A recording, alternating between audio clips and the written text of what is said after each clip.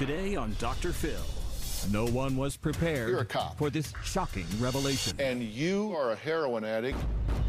Heroin? You have no idea, as your dad, how much hurt that just caused. She deceived her family. Anybody that will use a mother's love to get drugs, that's terrible. Now comes the moment of truth. Should I throw in the towel? I want you to pick the towel back up because you're going to need it.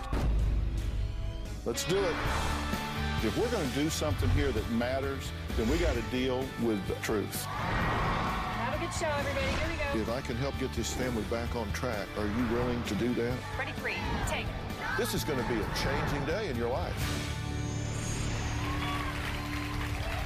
Well, for those of you at home, we shoot the show out here in California, in Los Angeles. And when you think of our neighboring Orange County, California, you immediately envision pristine beaches, sprawling hills, layered with beautiful and immaculate homes filled with picture-perfect families, right? Well, my first guests live in this beautiful community and fit the image and facade that comes with living there. But their life is far from perfect. If you were to see the way we live, you would think that our lives were pretty much perfect. From the outside, we look pretty much like the perfect family. Tiffany's had a drug problem with Oxycontin for about 4.5 years. I honestly thought she had beaten the Oxycontin addiction. Being a police officer and knowing that my daughter engages in illegal activities such as using illegal drugs is very embarrassing. Tiffany's been to rehab numerous times, and unfortunately each time she's failed. No parent likes to admit the fact that they may have a child that's addicted to drugs. Tiffany has a problem when she's using the drug that she turns into two different people. She's like Dr. Jekyll, Mr. Hyde. She'll be talking to you fine, and then she'll turn around to somebody else and pretty much just rip their head off. I'm fed up with Tiffany. We've tried everything we can to give her what we can afford to give her. One of my worst fears is coming in and finding Tiffany dead. Look, there comes a point, Ken, Susie, you guys love this girl, right? I mean, this is your daughter, and you love her, and she has had a rough go. She's made some bad choices, and she has to own all of those choices. But I want to be very real about what happens when we're dealing with somebody with a drug history. It doesn't happen in isolation. You are not responsible for her doing drugs. You're not responsible for her doing drugs. That's not what I'm saying at all. But when you have a young person with this kind of history, they don't do it in a vacuum. They do it with their family around them. And your reactions have contributed to it, either positively or negatively. And I want you, before we even start, before we even talk to her, I want you to grade your own papers. If you had this to do over again, Ken, what would you do differently? I think if I had to do it all over again, I'd probably put more of an emphasis or focus in keeping my first marriage, obviously, together. Or staying married to Susie back years ago when I made the choice to leave. Today, I think over the course of the last 4 or 5 years, I've made choices in terms of probably enabling her to do things that she shouldn't be doing, and that's by financially supporting her in ways that I probably shouldn't, giving her money, buying her a car, and just a host of other things like that, I suppose. When you say that you have enabled her, that's kind of a buzzword everybody uses, but you get what that means is by you financially giving her money, particularly on the heels of her crashing in an effort to get her back up, that you are empowering her to self-destruct. Do you get that? Yes. Because you say, well, but I mean, she's in the ditch here. I got to get her out of the ditch. No, it's in that ditch that she may face the fact that she has to make different choices. But if you come along and she totals a car, for example, and you buy her a new one, then listen, kids learn what they live. That's a bad fact, right? And you thought she was completely clean until we called you and said she had written us and said that she wasn't actually clean. Right. So how did you miss this? Has she been out of your orbit? Has she been away from you? Actually, she had just been in a rehab center, and she checked herself out. She wanted to come home because she was hurting so bad with a migraine headache, and the facility wouldn't give her aspirin. She wanted just a Tylenol or something for the headache, and they would not give her the aspirin. So that's the story she told us. That's what I think. I don't know any different than that, but that's what I thought. Let's assume that's true, and I think that's complete crap. But Okay, so... I mean, let's Okay. but let's assume for argument's sake it's true. So she checks herself out AMA. So these professionals, you know, doctors, nurses, psychologists, psychiatrists, addiction specialists, all, they don't know anything. She knows she needs an aspirin. Right. So she's leaving. And she comes where? She calls me to come pick her up, And you and I picked her up and take her. back to her boyfriend's house. Okay. So you're her taxi cab. Well, she basically told me if I didn't come, he would come when he got off work. That was just the point. Did you think about calling him and saying, hey, we don't need to be doing this. She needs to stay right where she is and not having a ride. This crisis may pass. No, I'm sorry, I didn't think about Okay, that. and listen, I get it. I'm a parent and now a grandparent, and I get how hard it is, which is why I'm talking to you first. Ken, Sure. you say you've gone into $40,000 debt for things, knowing that she was an addict. $15,000 on dental school after she left rehab the first time, right? She's never completed a rehab, right? She's left early. Okay, car accident. You suspected drug use, and I think that would be a pretty good guess. And she totaled the car? Yes, sir. So there's a good chance she was driving under the influence. Yes. Fortunately, she didn't kill herself or anybody else, Yes. but she totaled the car, Yes. and so you just bought her a new one. Yes. You know, when you hear it like that, it sounds, when you put it in, you It connect the does. dots. Even with the headache thing, you know what? I Yeah. never doubted her for a second. I didn't. I didn't. Yeah, that's why we're talking. Mm-hmm. Yeah, because I can tell you when she's lying, it's when her lips are moving. I know that. Okay, I know. now, she was going to be prosecuted for writing bad checks, so you bailed her out, right? Yes. And what do you suppose she was doing that money she's writing bad checks for? Yeah. Yeah. Okay. You still financially support a car insurance, cell phone, health insurance. I mean, all of these things. And then she comes and says, you know, I need money for hair and nails and that sort of thing, and you give it to her. That's what I mean. Enabling's kind of a, you know, it doesn't sound real bad. You say it real fast. But what it actually amounts to is you've got somebody out here that is on self-destruct. Right.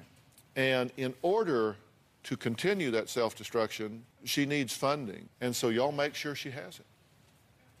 And I have to tell you, that is no different than if you went and bought it for her and gave it to her. Because that's what you're doing. You're just not doing the pickup, but you're doing the financing. And she calls you out of rehab and says, come get me. Mom, come on. Why do you suppose she called you? Because she knew I'd come and get her. You reckon that she's learned that she's got you under control. You will do what she wants you to do. Absolutely. So that has to change. There's nothing that I can do to help your daughter, who we're going to meet here in a minute. There's nothing I can do to help her if you guys continue to do what you're doing. If you do what you're doing, I might as well thank you for coming, wish you the best, refer you to a good funeral home, and send you on your way, because she will die, and you will be guilty in your own minds and hearts for the rest of your life simply because we've had this one conversation. You didn't choose the drugs, but you're either going to be part of the problem or part of the solution. I want you to be part of the solution. We'll meet Tiffany after the break.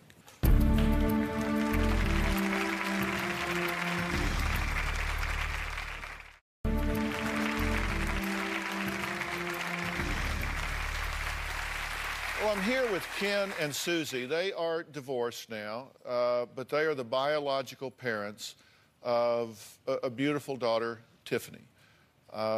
She has a history of drugs. Now, they believe that she has been okay and off of drugs until she contacted us. She wrote into us and said, look, I'm living a lie here, and I need help coming clean, confessing where I am, talking about what the truth is.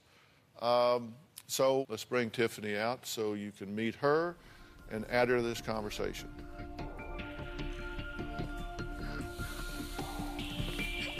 Tiffany, Dr. Phil, how are you? Have a seat right here. You wrote me a letter. Why now? Why me?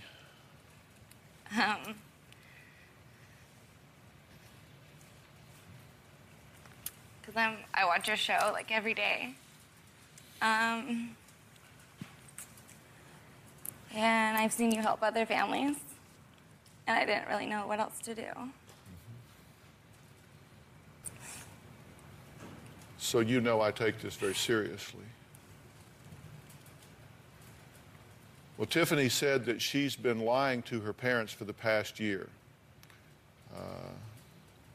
She says that she is ashamed of where she is and what she's doing. Let's take a look. My parents have no idea that I'm using heroin. I'm really scared to tell them. I switched from Oxycontin to heroin.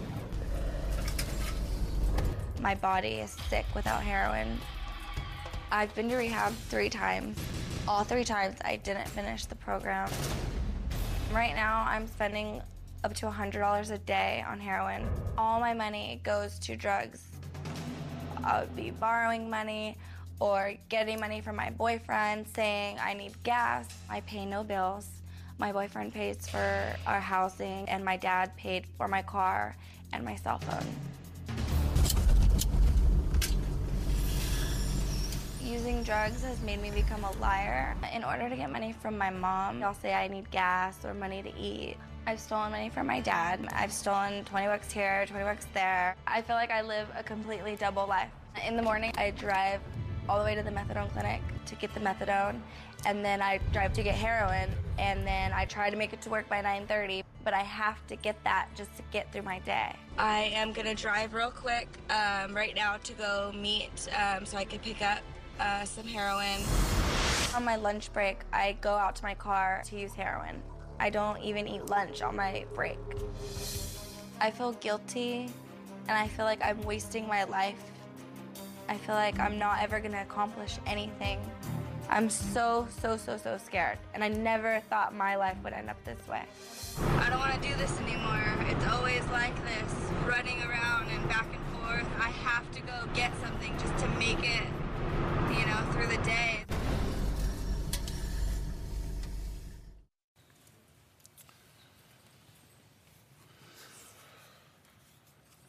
So, Dad, share what's in your heart.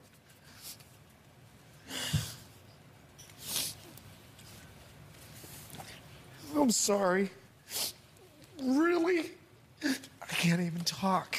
It's all right. Just talk through the tears. It's all right. Heroin? Oh, man. I don't know what to say. And honey, that just, you have no idea as your dad what that makes me feel, or how much hurt that just caused. You know, and some of the things that you just said regarding your stealing and doing what you're doing on your lunches. Just living a lie like that. But half the time in the morning when I go, I just do it to feel normal. Like, it's not fun anymore. It's not.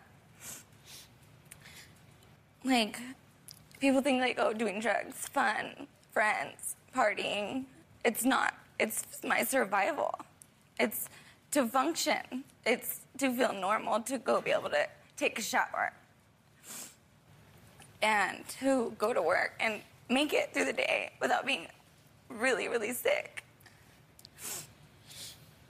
See, you know, and I don't understand, Dr. Phil, where she's coming with feeling normal and stuff. When you get sick, when you've done the detox a couple times, that's what you're talking about? Yeah. But yeah, you've failed rehab twice because you've chosen to take yourself out of rehab? Really? I didn't give enough time for... It takes, like, doctors have told me that it takes, like, up to a month to feel normal, for your body to feel normal again. And I gave in because I just wanted to feel normal. What do you want to say? I'm in shock. I didn't know that she was still doing this.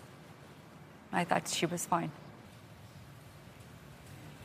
I mean, she got a job working at another dentist office not too long ago. Right when she got out of the rehab facility, she Yeah. went right away and got a job so she would pacify us, make us think that things were okay. She hasn't come around my home because of a relationship or lack of with her stepmother. And that's I was why told I was not welcome in your home. you're not when you're under the Okay. influence or using No, drugs. but you guys thought I was clean, and I was told I was not welcome in your home. And you did not know that I was using. Well, I knew the other day after you The did other your- day, yeah. no, I was told I was not welcome in your home when you guys thought that I was clean. No, but when you came to the home and you were told you weren't welcomed, it was because how you acted at the house and I'm not talking about on Sunday. Okay, I'm talking back when you disrespected Christy by yelling at her in our home and It acting the way wasn't you just did. me. Regardless, that's what you can't Okay. come into our home and talk to Christy like that and expect that you're going to have open arms when you come through the door. This is the problem. They think that we have family issues because of the drugs, just because of the drugs. We do. No. That's a cop out, Tiffany. No. Yes, because when you're not under the influence and you're a pretty young girl that's sober, we never have issues or problems. Other than I know you're gonna resort back and you're gonna say it's because. We've always had issues with my stepmother before drugs. Are you kidding me right now? Are you kidding me when you said that you haven't had a relationship with Christy before? On She's and helped off, you on and detox? off. Yeah, it's on when you want it On to be and on, and off, it's off but when you're having issues. That's not true. It I'll is tell you true. what, we're going to take a super quick break here, and we're going to add this stepmother, Christy, and we're going to talk this out and figure out whether there's a plan we can move forward here when we come back.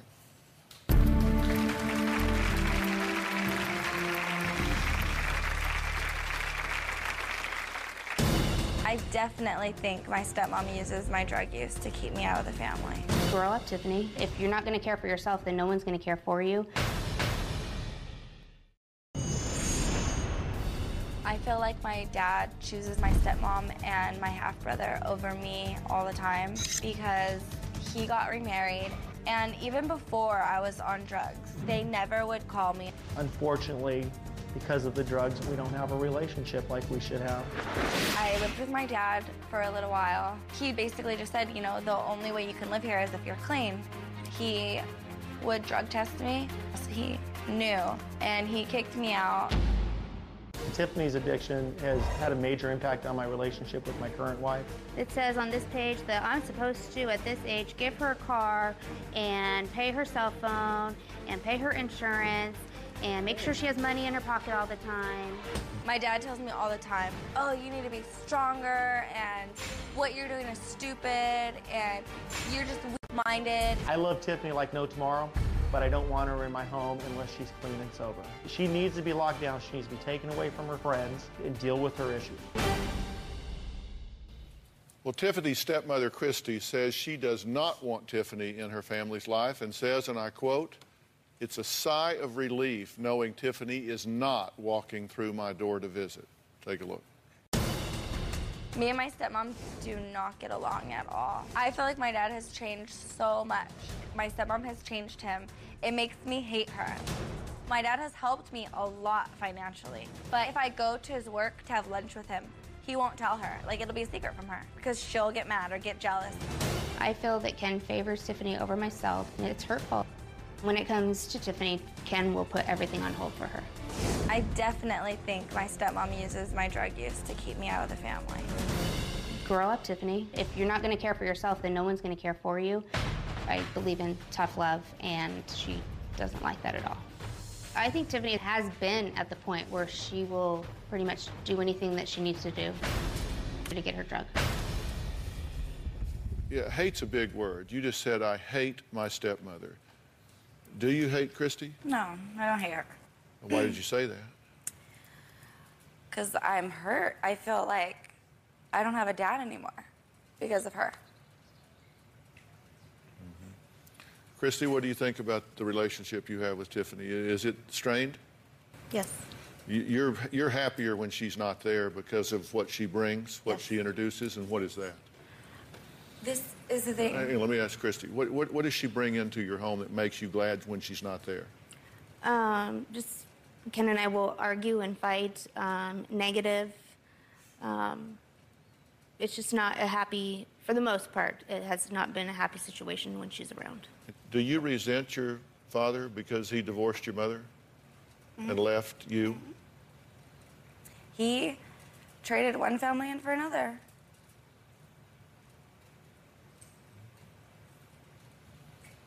Even before my drugs, she has said, I am jealous of you and your father's relationship because me and my dad weren't close growing up. This was when I was like 14. No drugs. Okay.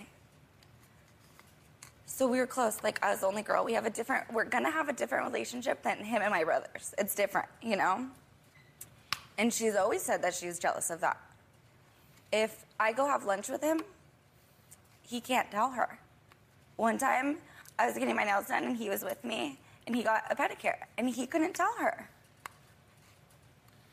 Why is that? It's not that I can't. It's not that I can't tell her. You can, but it'll spark a fight, and you avoid the fight because she brings up valid concerns or issues about you when we're together. My giving you money. Did you give her money? And you're right. I have sometimes not been honest with my wife Christy because of our relationship. And I again apologize. She knows. I've given things to you that I really shouldn't do.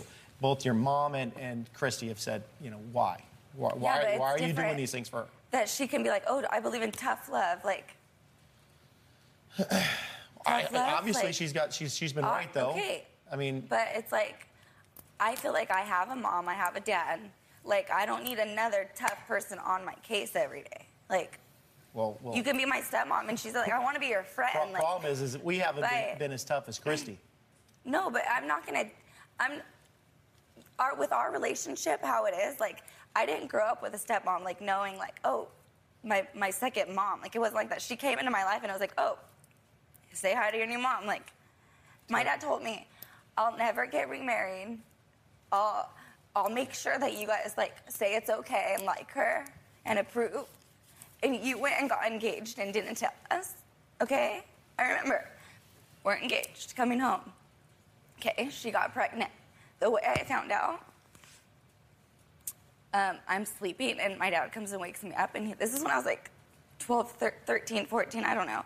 Hey, by the way, her family's coming over today, so just a heads up, she's pregnant. Like, are you kidding me? I honestly don't remember that. You don't remember anything, though. I do, and it hurts. You don't remember nothing.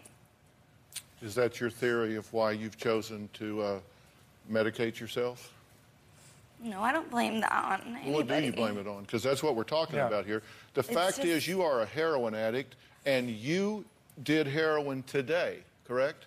This morning. You've done heroin this morning before you came here. We'll be right back.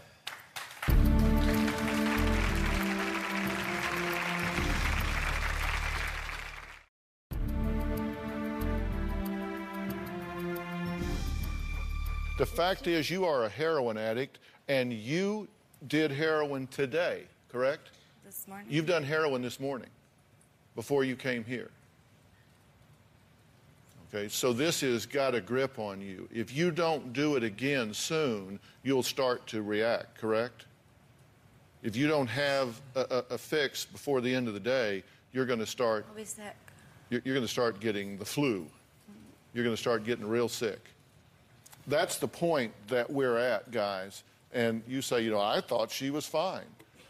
I don't know if you thought she was fine or you just desperately wanted her to be fine. But she's not fine. And there's a lot of family that goes into this.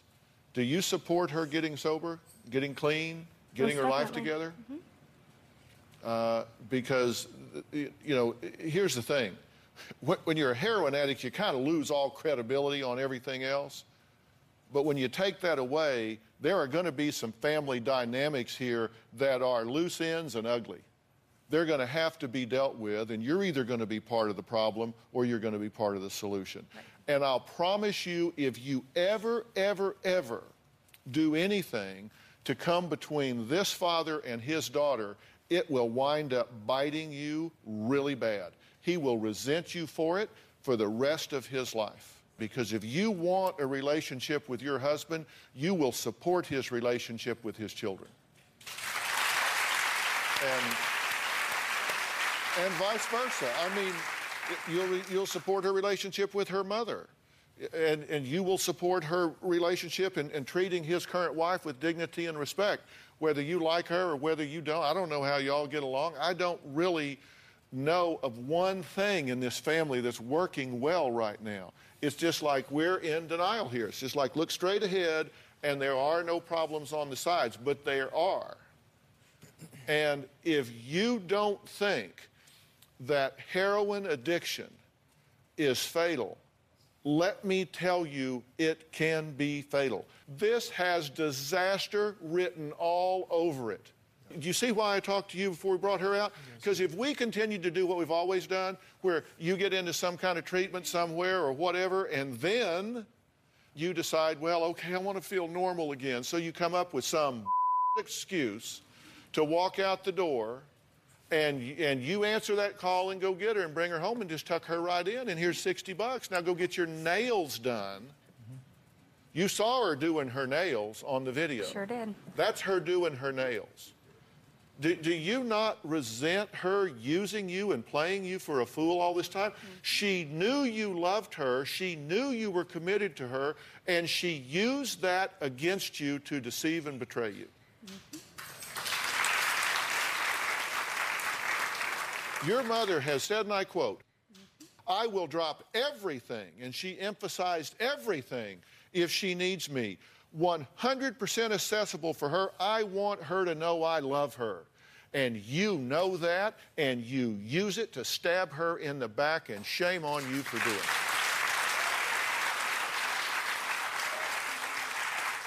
it. Anybody that will take something as pure as a mother's love and use it to get to drugs and betray her, that's terrible. She says if you can't afford to eat, she will cook for you. She takes you to the methadone clinic. Oh, come on. That is what I think of that. That has to be over. That is the relationship you have had. It is now shut down. It is ripped in half. Because if they're not willing to do what I am asking them to do, I wouldn't touch you with a 10-foot pole. I wouldn't touch you with a 10-foot pole. Because you need somebody to tell you the truth. And the truth is you are a spoiled brat, Missy, and they have spoiled you. And so you come out here in your self-righteous, sanctimonious way and criticize the manner in which they parent and the fact that your father deceived you. You're the biggest liar in the building. Do you get that? Don't roll your eyes and look at me. I'm telling you the truth. If there's anything I'm telling you that won't withstand challenge, then bring it on. I want to hear it. I want to hear it. I'm telling you, you're the biggest liar in the building. Now, you tell me I'm wrong. I know I am. I'll be right back.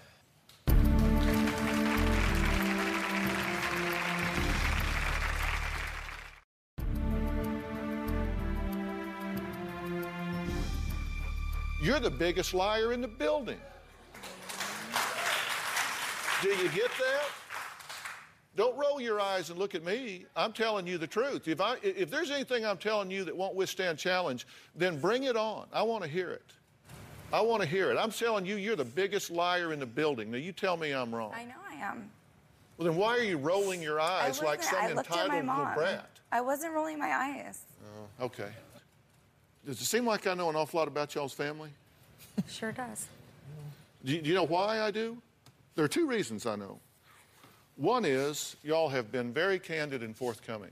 And the other reason that I know so much about you is it's like looking through a picture window. It is so transparent. Lassie could figure this one out. You buy her a car after she totals it on drugs. Dad, come on. You've got to know, when you look at that, 20/20 hindsight, as they always say, you look back at that, you think, you know what, I just loaded the gun and gave it right back to her, right? Yeah.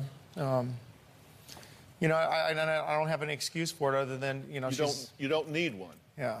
What you don't need an excuse because you love her. I get that. I do. And I respect y'all as parents. I do. which may sound funny because I'm saying you're doing so much wrong, but your intention is good. But you are so misguided.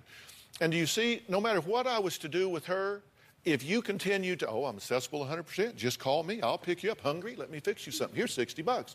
You know, go do this. Need a new car? Here you go. No problem. Steal from me? I'll look the other way. There would be no reason in the world for me to do it. Right. You see, I take a very different approach to this than you do. My approach is that you call a spade a damn shovel. And I'm saying that this is a spoiled, entitled heroin addict that expects you to bail her out and let her abuse herself in a way that is life-threatening. That can't happen. It cannot happen. And if you can't come over to my side in the way this is handled, then there's no pointing us going forward. And we're there. Trust me. On your side. This is this. Don't know what else to do, Dr. Phil. That's why I'm here. I mean, I think I mentioned I've thrown in the towel. I don't know what else to do for my daughter. I want you to pick the towel back up and put it around your neck because you're going to need it. You're going to need it. You're a cop. Yes, sir. I need you to bring the professional skepticism to this that you would if you picked up one of these people's kids. And you know what? If you love her, and I know that you do, and I believe that you do as well. I think you've come to know this child, and I think you love her. She needs to know that this is the last time around the track, that you're not going to do this with her anymore. Right. And so I'm going to tell you what I'm going to do. I'm going to dismiss y'all right now. I want you guys to go back to the green room without me.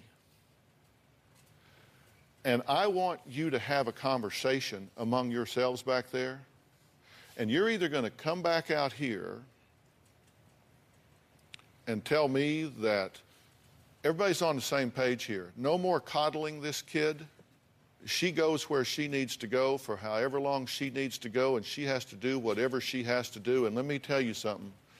It ain't some 28-day wonder.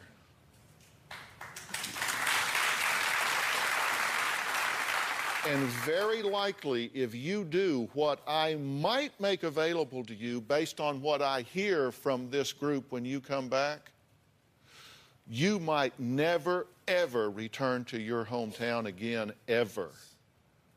Because that's where you do drugs. That's where you get the stuff. That's where your triggers are. That's where it happens. I'm talking about, we're not going to do this just to kind of fill the square and make nice television. I'm saying you may wind up living in Eugene, Oregon, or Paris, France, I don't know, but you won't be back where you threaten your own life with drugs every day. Your life as you know it is going to change dramatically, or I want no part of this. I want no part of this if we're not going all the way. And so you guys, I'm not going to waste the resources. I want you guys to go back. Bones, AJ, I want to take these guys back. We will shut this show down and let you speak as a family. And we're just going to take a big, long break until you get back.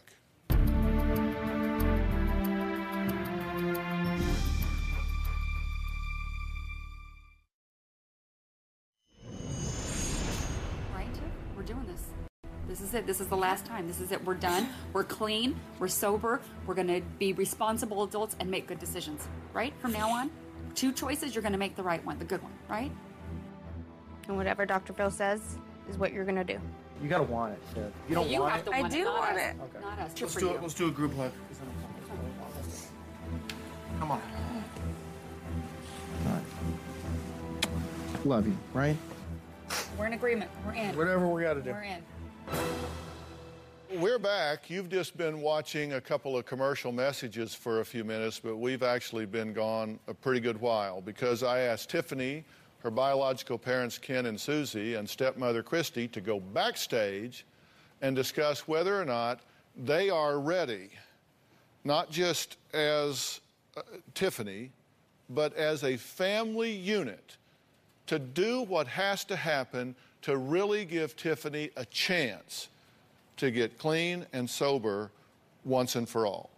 And I have to say, one of the things that frustrates me most in this profession over the years is people that, like, they'll have a kid or someone that's creating a lot of problems, and they'll drag them to the altar of the therapist, drop them off, and say, okay, fix them, and we'll be back when you call. Well, it's just not that easy. You know, no, you're not going to just drop them off. Everybody's staying. Everybody's staying because there's more to it than just her. You're the squeaky wheel, you're making the noise, but it's about everybody. So I ask you guys to go back and sit down and see if you could redefine a family dynamic here, because I can't do this if y'all are going to sabotage me. Tell me what you have to say. We're hopeful you can give us some guidance or put us on a path to whatever we need to do to save our daughter. And she wholeheartedly has shared with us that she wants help. I'm just pleased to know that she is still reaching out for some help. And us as a family, we want we're here. And I feel, I'm going to go, and you've enlightened me a lot on some of the things that I've done, that I've recognized that I guess the car and the monies and all those things, I think we're going to come to grips with that as well. Now, I want you to look me in the eye and tell me, I said I was 100% accessible to her. Oh, 110% I'm doing this. She's done. You get it. I get You're it. tired of I being get it. used. You're tired of being manipulated. You're Done. tired of her using your love as a mother against you. Done. You're done. Oh, done. No cars, no money, no Done. excuses. You're Nope. through parenting out of guilt. She can live under a bridge. Because you've been parenting from guilt. Done. You're behind this 100%. Yes, You want to do this? I do. There's no leaving this time. You start making noise about leaving, we'll get a 5150 commitment, put your ass right back where you were. There you go. And you understand that they're now on my side, Yep. and I'm on your side. So we're all pulling for you.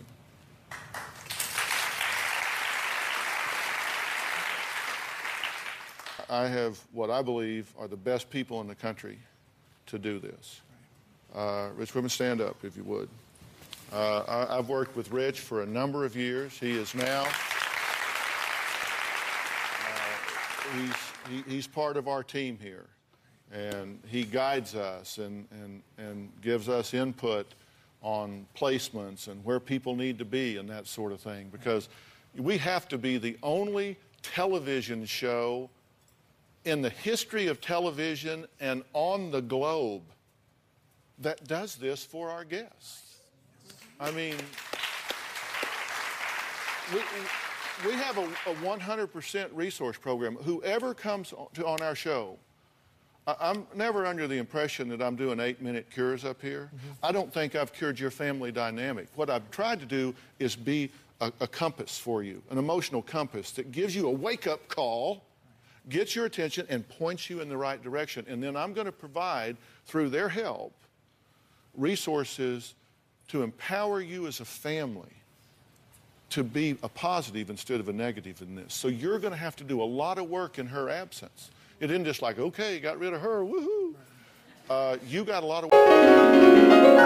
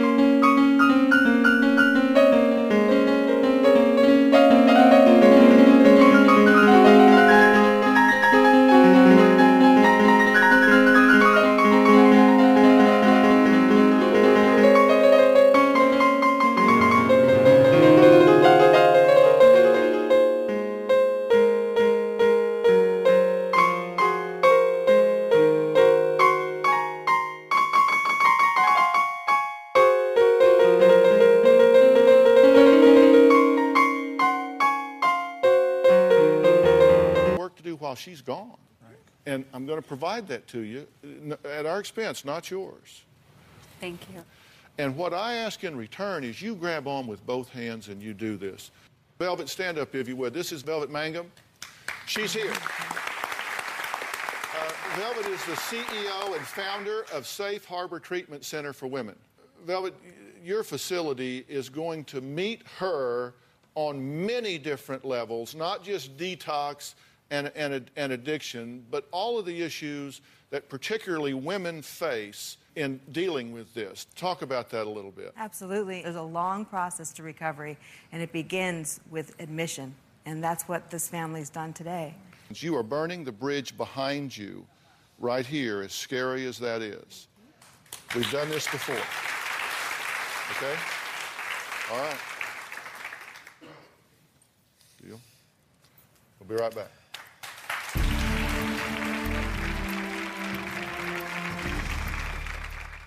I want to thank all of my guests today, and a very special thanks to Safe Harbor Treatment Center for Women and on-site workshops. I really appreciate the skill that they bring to this. Look, drug addiction is a disease, but it can be controlled. It can be managed. We've got lots of resources on drphil.com. So if you're in that situation yourself or somebody you love, go there, but it doesn't get better with time. Don't put it off. Thanks for being here.